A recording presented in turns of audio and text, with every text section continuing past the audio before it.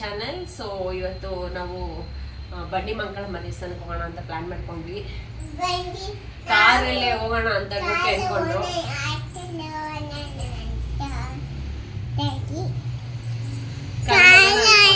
ಸುಮ್ಮನೆ ಇರಮ್ಮ, ಒಂದ್ ಸ್ವಲ್ಪ ಇರಿಟೇಷನ್ ಮಾಡಬಾರ್ದು.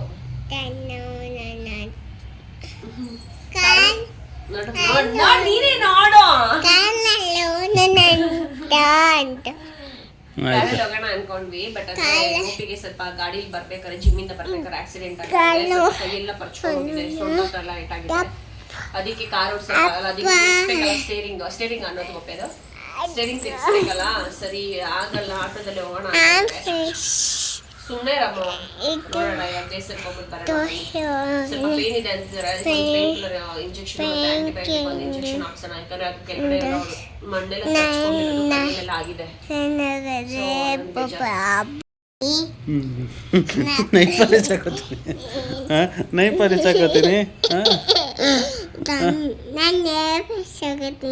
ನಮ್ಮ ಪಪ್ಪಂಗೆ ಹಬ್ಬು ಆಗೈತೆ.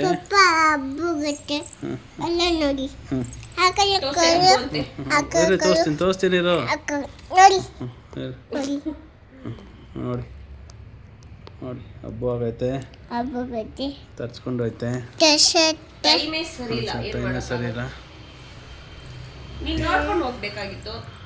ಕಣ್ಣು ಮುಚ್ಕೊಂಡು ಹೋಯ್ತಿದ್ದೆ, ಕಣ್ಣು ಬಿಟ್ಕೊಂಡೆ ಗಾಡಿ ಓಡೋದು. ಏನು ಮಾಡೋಕ್ಕಾಗ್ತದೆ, ಅದು ಬೀಳಬೇಕು ಅನ್ನೋ ಟೈಮಲ್ಲಿ ಬೀಳಬೇಕು. ಜಾಸ್ತಿ ಆಗಿದ್ರೆ ಅಕಸ್ಮಾತ್ ದೇವರ ಇದ್ದಾನೆ, ಜಾಸ್ತಿ ಆಗಬೇಕಾಗಿತ್ತು. ಕೆಟ್ಟ ದೃಷ್ಟಿನೋ ಏನಾಯ್ತು, ದೊಡ್ಡದಾಗಬೇಕಾಗಿತ್ತು, ಚಿಕ್ಕದಾಗಿದೆ ಅಂತ ಅನ್ಕೋಬೇಕು ಅಷ್ಟೆ. ಬಟ್ ಏನಿಲ್ಲ, ರೋಡಲ್ಲಿ ನಿಧಾನಕ್ಕೆ ಹೋಗ್ತಿದ್ದೆವು. ನಾನು 2 ವೀಲರ್ ಇವಾಗ ಫಾಸ್ಟಾಗಿ ಹೋಗೋದೇ ಇಲ್ಲ. ಅದೇನೋ ಹೆಂಗೆ ಸ್ಕಿಡ್ ಆಯ್ತಾ ಗೊತ್ತಿಲ್ಲ. ಏನು ಮಾಡಲ್ಲ ಬಿಡು, ಅದೇನೋ ಬಂದ್ಬಿಟ್ಟೈತೆ. ಹೆಂಗ್ ಬಂತು ಅಂತ ತಪ್ಪಿಸ್ಕೊಂಡ್ ಬಂದ್ಬಿಟ್ಟೈತೆ. ಇಲ್ಲಿ ನೋಡಿ, ನಮ್ಮ ಮನೆಗೆ ಬೆಳಗ್ಗೆ ಯಾವುದೋ ಬೆಕ್ಕು ಮನೆಯೆಲ್ಲ ಓಡಾಡ್ತೈತಲ್ಲಪ್ಪ. ಎಲ್ಲಿಂದ ಬಂತು ಗೊತ್ತಿಲ್ಲ. ಅಯ್ಯ, ಏನಪ್ಪ ಸರ್ಚ್ ಮಾಡ್ತಿದ್ಯಾ? ಏನು? ಏಯ್, ಅಲ್ಲೆಲ್ಲ ಹೋಗ್ಬಾರ್ದು, ಹೋಗು ಚಿನ್ನಿ, ಬತ್ತೈತೆ. ನಡಿಯಪ್ಪ, ಆಯ್ತಲ್ವಾ ಸರ್ಕಸ್ ಮಾಡಿದ್ದು?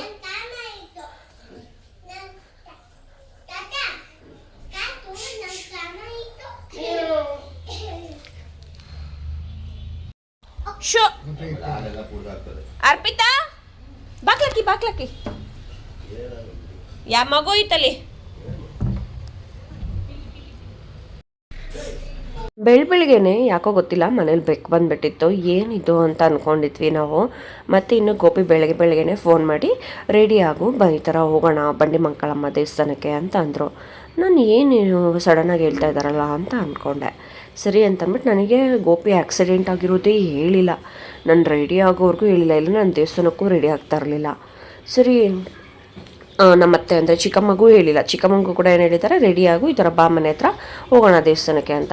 ನಾನು ಆಮೇಲೆ ಬಿಸಿಲಲ್ವ ಇವಾಗ, ಸರಿ ಕಾರ್ ಎತ್ತು, ಕಾರಲ್ಲೇ ಇವಾಗ ಚಿಕ್ಕಮ್ಮನ ಬರ್ತಾರೆ ಅಂತ ಅಂದಾಗ, ಆವಾಗ ಇಲ್ಲ ನನಗೆ ಕಾರ್ ಓಡ್ಸೋಕ್ಕಾಗ್ತಿಲ್ಲ ಅಂತಂದರು. ನಂಗೆ ಶಾಕು, ಯಾಕೆ ಏನಾಯಿತು ಅಂದರೆ ಈ ಥರ ಆಕ್ಸಿಡೆಂಟ್ ಆಯಿತು ಅಂತ ಅವಾಗ ಬಾಯ್ ಬಿಡ್ತಾ ಇದ್ದಾರೆ. ಚಿಕ್ಕಮ್ಮಂಗೆ ಗೊತ್ತೇನೋ ಅಂತ ನಾನು, ಇವಾಗ ಚಿಕ್ಕಮ್ಮ ಗೊತ್ತಾದರೆ ಅವರು ಕೂಡ ದೇವಸ್ಥಾನಕ್ಕೆ ಬೇಡ ಅಂತಾರೆ. ಫಸ್ಟ್ ಹಾಸ್ಪಿಟ್ಲಿಗೆ ಕರ್ಕೊಂಡು ಹೋಗಿ ಇಂಜೆಕ್ಷನ್ ಏನಾರು ಹಾಕ್ಸೋಣ ಅಂತ ನಮ್ಮ ತಲೆಯಲ್ಲಿರುತ್ತೆ. ಚಿಕ್ಕಮ್ಮ ಕೂಡ, ಏನು ಚಿಕ್ಕಮ್ಮ ಈ ಥರ ಹೇಳಿಲ್ವಾ ಗೋಪಿ, ನೀನು ರೆಡಿ ಆಗಿದೆಯಲ್ಲ ದೇವಸ್ಥಾನಕ್ಕೆ ಅಂತ ಕೇಳಿದಾಗ, ಅವರು ನನಗೆ ಗೊತ್ತೇ ಇಲ್ಲ ನೀನು ಹೇಳೋವರೆಗೂ ಅಂತಾರೆ.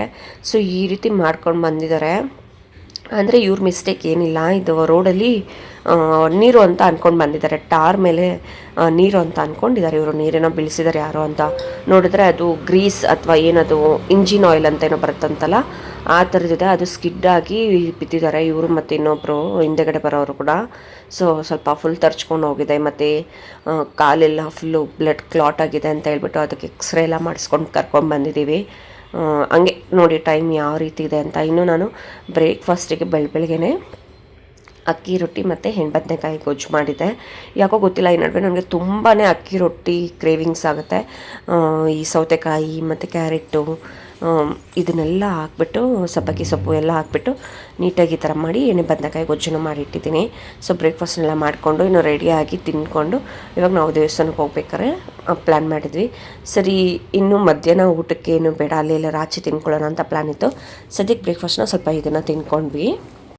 ಇನ್ನು ದೇವಸ್ಥಾನಕ್ಕೆ ಹೋಗ್ಬೇಕಾದ್ರೆ ನನಗೆ ಯೂಶ್ವಲಿ ಪೂಜೆ ಮಾಡಿಬಿಟ್ಟೆ ಮನೇಲಿ, ಆಮೇಲೆ ಹೋಗಬೇಕು ಅಂತ. ಸರಿ ಮನೇಲೆಲ್ಲ ಪೂಜೆ ಆಯಿತು. ಇನ್ನು ಚಿಕ್ಕಮ್ಮ ಬರೋದನ್ನ ವೆಯ್ಟ್ ಮಾಡ್ತಾಯಿದ್ದೆ.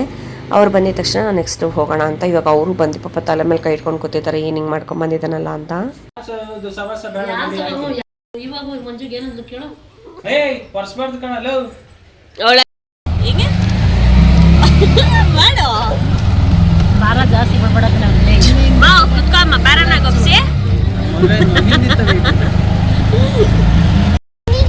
ಫಸ್ಟಿಂದ ಹೇಳು,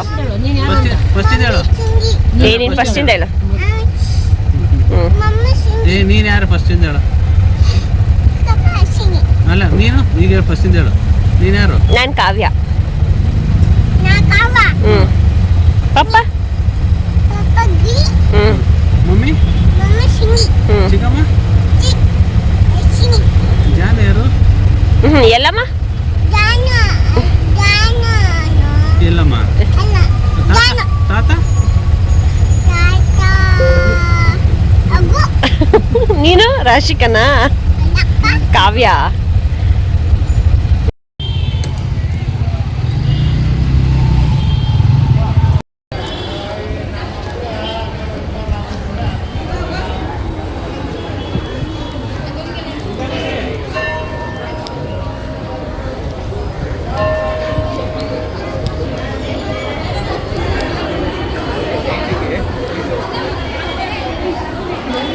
ನಾನು ಗೋಪಿ ಎವ್ರಿ ಟ್ಯೂಸ್ಡೇ ಬಂಡಿಮಂಕಳಮ್ಮ ದೇವಸ್ಥಾನಕ್ಕೆ ಹೋಗ್ತಿದ್ವಿ. ಅಟ್ಲೀಸ್ಟ್ ತಿಂಗಳಲ್ಲಿ 2 ಸಲ ಆದರೂ ಪಕ್ಕ ಕನ್ಫರ್ಮ್ ಇತ್ತು. ಈ ನಡುವೆ ಇಲ್ಲೂ ಕೂಡ ಬಿಟ್ಬಿಟ್ಟಿದ್ದೀವಿ. ಏನೋ ಗೊತ್ತಿಲ್ಲ, ರೊಟ್ಟಿನೇ ಬೇರೆ ಬೇರೆ ಆಗಿಬಿಡುತ್ತೆ. ಅದು ಮಗು ಆದಮೇಲೆ ಮತ್ತು ಏನಾದರೂ ಒಂದು ಕೆಲಸಗಳಾಗುತ್ತೆ. ಇವಾಗ ನಂದು ರೊಟ್ಟಿನ್ ಕೂಡ ಚೇಂಜ್ ಆಗಿದೆ. ಈ ರೀತಿ ಆದಾಗ ಸರಿ ಹೋಗ್ಬಿಟ್ಟು ಬರೋಣ ಅಂತ ಹೋಗಿದ್ವಿ. ತುಂಬಾ ಜನ ಇದ್ದರು. ಮತ್ತು ಇಲ್ಲಿನ ಶಕ್ತಿ ಎಷ್ಟು ಅಂತ ಆ ಜನ ನೋಡಿನೇ ನಮ್ಗೆ ಗೊತ್ತಾಗುತ್ತೆ. ದಿನೇ ದಿನೇ ಜನ ಜಾಸ್ತಿನೇ ಆಗ್ತಾಯಿದ್ದಾರೆ, ಹೊರತು ಕಮ್ಮಿ ಅಂತೂ ಇಲ್ಲ. ಅಷ್ಟೊಂದು ಪವರ್ಫುಲ್ ದೇವಸ್ಥಾನ ಇದು. ಇನ್ನು ನಾನು ಗೋಪಿ ಮತ್ತು ಚಿಕ್ಕಮ್ಮ ತಡೆನ ಓಡಿಸ್ಕೊಂಡ್ವಿ. ಗೊಂಬೆನ ಅಮ್ಮನ ಹತ್ರನೇ ಬಿಟ್ಟಿದ್ವಿ. ಒಂಥರ ಪಾಸಿಟಿವ್ ವೈಬ್ಸು. ಅಲ್ಲಿಗೆ ಹೋಗಿ ಬಂದಮೇಲೂ ಕೂಡ ನಮಗೆ ಅಲ್ಲಿಂದ ಮನೆಗೆ ಬರೋಷ್ಟರಲ್ಲೇ ಏನಾದ್ರು ಒಂದು ಗುಡ್ ನ್ಯೂಸ್ ಬರೋದು, ಆ ಥರ ಎಲ್ಲ ಒಳ್ಳೆಯದಾಗಿದೆ. ನಿಜ ನೀವೇನಾದರೂ ನಿಯರೆಸ್ಟ್ ಇದ್ದರೆ ಹೋಗಿ ಬನ್ನಿ, ಬಂಡಿಮಂಕಳಮ್ಮ ದೇವಸ್ಥಾನ ಅಂತ. ತುಂಬಾ ಒಳ್ಳೆಯದಾಗಿದೆ. ಎಲ್ಲರಿಗೂ ಒಳ್ಳೆಯದಾಗಲಿ ಅಲ್ವಾ, ನಿಮ್ಮ ಕಷ್ಟಗಳು ಕೂಡ ಪರಿಹಾರ ಆಗಲಿ ಅಂತ ಕೇಳ್ಕೊಳ್ತೀನಿ ನಾನು ಕೂಡ.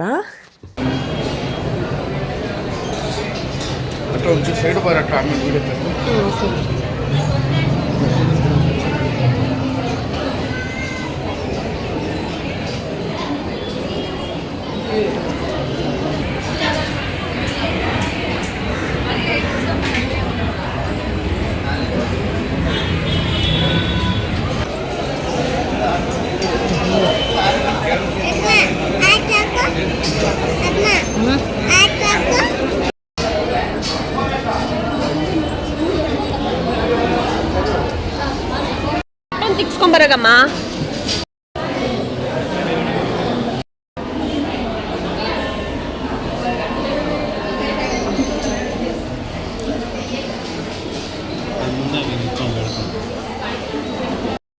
ನಿಂಬೆಹಣ್ಣು ಬೇಕಾ ಬೈಸ್ಕೊಂಡು?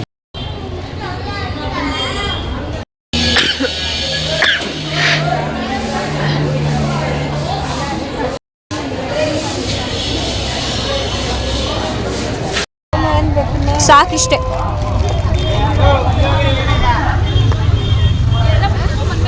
ಇರ್ಬೇಕಾ?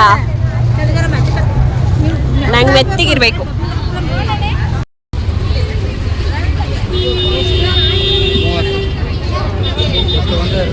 ಅವರು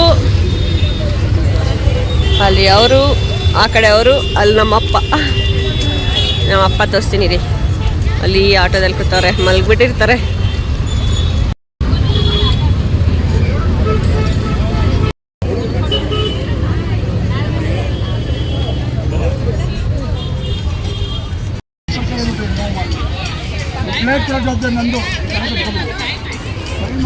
ಕೊಟ್ಟಿದ್ದು ಅಲ್ಲ, ಜೀಸ್ ಕೊಟ್ಟಿದ್ದು ಯಾರು? ನೋಡ್ದ ಚಿಕ್ಕಮ್ಮ? ಅಲ್ಲಪ್ಪ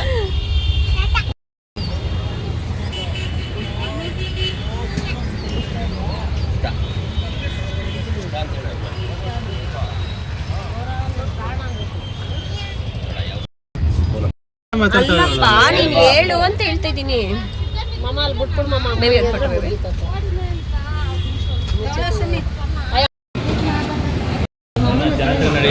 ಬಟ್ ಅವಾಗ ದೇವ್ರು ಹೇಳ್ತಾರೆ.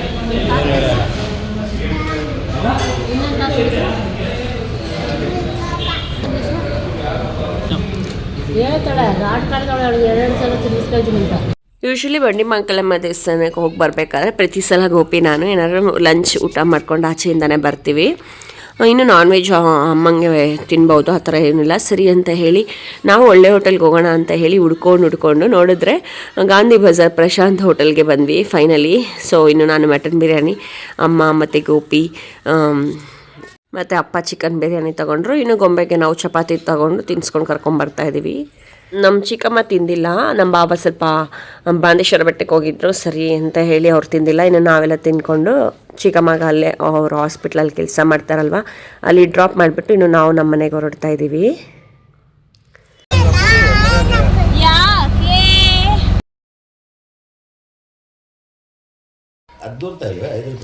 ಯಾರು ಕೊಡ್ಸಿದ್ ಗೊಂಬೆ ಅದು ನಿಂಗೆ? ರಂಜೋತೆ. ಅಪ್ಪ ಯಾರು ಕೊಡ್ಸಿದಂದ್ರೆ ನಾನೇ ರಂಜು ಕೊಡ್ಸಿದ್ದು. ನಾವು ಮೊನ್ನೆ ಸ್ವಾತಿ ಅವ್ರು ಇದಕ್ಕೆ ಹೋದಾಗ ಕೊಟ್ಟಿದ್ದು.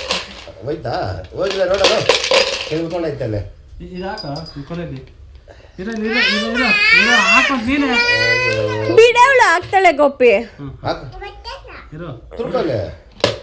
ಅದು ಸ್ವಲ್ಪ ಚಿಕ್ಕದೈತೆ.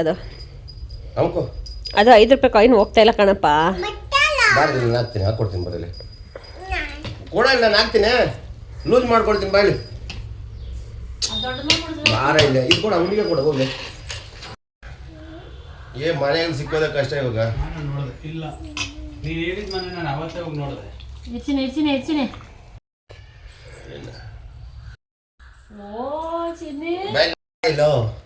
ಗೊತ್ತು ಇರೋ ಜ್ಯೂಸ್ ಕೆಳಗಡೆ ಇಟ್ಬಿಟ್ಟು ಅಜ್ಜಿ ಹತ್ರ ಮಡ್ಚಿಸ್ಕೋದು. ಹಂಗೆಲ್ಲ ದೂರ್ತದ ನಾನು ಮಡ್ಸ್ಕೊಡ್ತೀನಿ ಅಂತ ಭಾರ ಇಲ್ಲ, ಭಾರ ಇಲ್ಲ.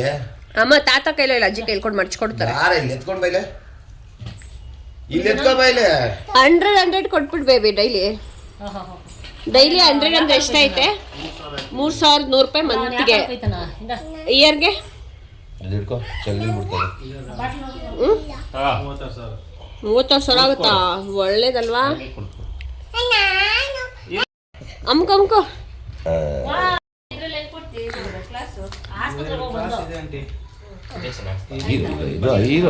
ಈರಲು ಇಲ್ಲಿ ಹಿಂಗೆ ಇಕ್ತೀನಿ ಇರು.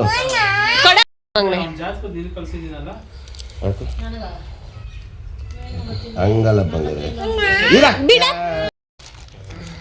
ಐತೆ. ದೇವಸ್ಥಾನದಿಂದ ಬಂದು ಇವಾಗ ಬಸ್ಸಾರು ರೆಡಿ ಮಾಡ್ತಾ ಇದ್ದೀವಿ. ಮಂಜೊತೆ ಮಾಡ್ಕೊಡ್ತೀನಿ ಅಂತ ಅಂದರು ಸಾಂಬಾರು. ನಾನು ಲಾಗಿನ್ ಆಗಿದ್ದೆ, ಸರಿ ಅಂತ ಹೇಳಿ. ಇವಾಗ ಬಿಸಿಲು ಬೇರೆ ಅಲ್ಲ, ಜಾಸ್ತಿ ಅಡುಗೆ ಮಾಡ್ಕೊಂಬಿಟ್ರು ಕೂಡ ಜಾಸ್ತಿ ಇರಲ್ಲ. ಆ ಟೈಮ್ ಬಿಸಿ ಮಾಡ್ಕೊಂಡ್ರೆ ಚಂದ. ಜಾಸ್ತಿ ಮಾಡ್ಕೊಳ್ಳೋದು ಬೇಡ, 1 ಟೈಮ್ ಸಾಕು. ನಾವು ಮಧ್ಯಾಹ್ನ ಬೇರೆ ನಾನ್ ವೆಜ್ ತಿಂದಿದ್ವಿ, ಅದೇ ಜಾಸ್ತಿ ಆಗಿತ್ತು.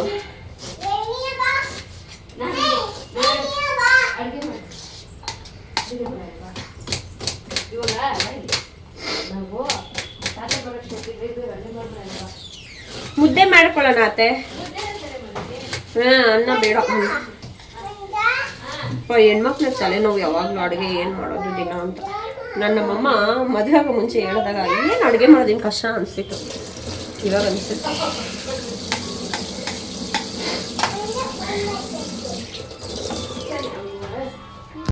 ಇಲ್ಲಿ ರುಬ್ಬಕ್ಕೆ ಹಾಕೊಂಡಿದ್ದೀವಿ ಬೆಂದಿರೋ ಬೇಳೆ ಕಾಳು, ಹೆಸರು ಕಾಳು, ಆಮೇಲೆ ಟೊಮ್ಯಾಟೊ, ಜೀರಿಗೆ, ಕೊತ್ತಂಬರಿ, ಬೆಳ್ಳುಳ್ಳಿ ಎಲ್ಲ.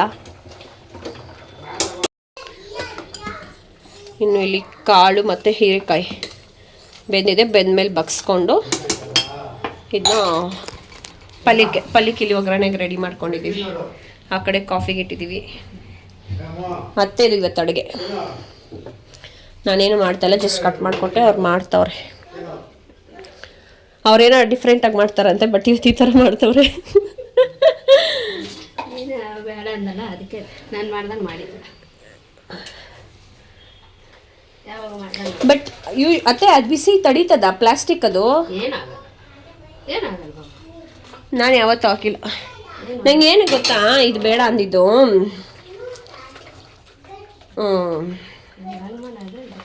ಈ ಬಿಸಿಲಿಗೆ ಇರೋದಿಲ್ಲ ಅಲ್ವಾ, ಅದಕ್ಕೆ ಭಯ. ಪ್ಲಾಸ್ಟಿಕ್ ಅಲ್ವಾ ಏನಕ್ಕೆ ಅಂತ ಏನಾಗಲ್ಲ ಬಿಡಿ. ಅದ್ರ ಮೇಲೆ ಇಡತ್ತೆ ಹಂಗೆ ಇಡು, ಸೋರುತ್ತೆ. ಹಾಂ ಅಷ್ಟೇ, ಬಿಟ್ಟಾಕಿ. ತುಂಬ ಮಂಜ ಪಲ್ಯ ಹಂಗೆ ಅಮ್ಮ ಈ ತಟ್ಟೆ ಇದು ಹೊಡೆದೋಗೈತೆ, ಬೇರೆದು ಎತ್ಕೊಮ್ಮ. ಅದರಲ್ಲಿ ಎತ್ಕೊ ಪಲ್ಯ ಹಾಕಿ ಮಂಜ. ನಾನೇ ಕಮ್ಮಿ ಮಾಡತ್ತೆ, ಏನಕ್ಕೆ ಸುಮ್ಮನೆ ಸಾಂಬಾರು ಜಾಸ್ತಿ ಅಂತಂದೆ. ಕಲ್ಸಾಕು ಕೆಳಗಡೆ ಸಾಕು. ಯಾಕಿನ್ನ ಮಾಡ್ಬೇಕಾಗಿತ್ತಂತೆ. ಎಲ್ಲ ಅಮ್ಮ ಏನು ನೋಡಿದ್ರಲ್ಲ ನೀವು ಕೂಡ. ಇದಾಗಿತ್ತು ಇವತ್ತಿನ ವ್ಲಾಗ್. ಈ ವ್ಲಾಗ್ ನಿಮ್ಗೆ ಏನಾದ್ರು ಒಂದು ಸ್ವಲ್ಪ ಇಷ್ಟ ಆಗಿದ್ರೆ please like, share and comment. ಮತ್ತು ಯಾರಾದರೂ ನನ್ನ ಚಾನಲ್ನ ಹೊಸ್ದಾಗಿ ನೋಡ್ತಾ ಇದ್ದರೆ ಪ್ಲೀಸ್ ನನ್ನ ಚಾನಲ್ನ ಸಬ್ಸ್ಕ್ರೈಬ್ ಮಾಡ್ಕೊಂಡು ಸಪೋರ್ಟ್ ಮಾಡಿ ಅಂತ ಕೇಳ್ಕೊಂಡು ನೆಕ್ಸ್ಟ್ ವ್ಲಾಗಲ್ಲಿ ಸಿಗ್ತೀನಿ. Thank you, bye.